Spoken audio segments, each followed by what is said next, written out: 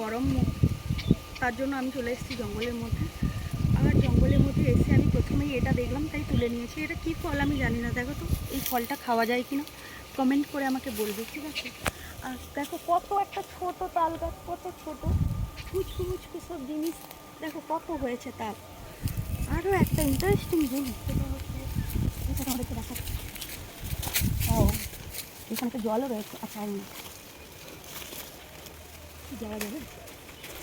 আচ্ছা আমি অনেক কষ্টের পরে এসেছি তোমাদেরকে শুধু এই গাছটা দেখাবো বলে।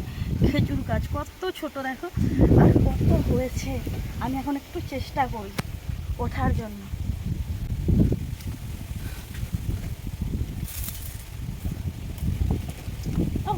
যদি পড়ে যাই না তাহলে তো গেল, আমি আর উঠতে পারবো না, এত রিস্ক দেওয়া যাবে না।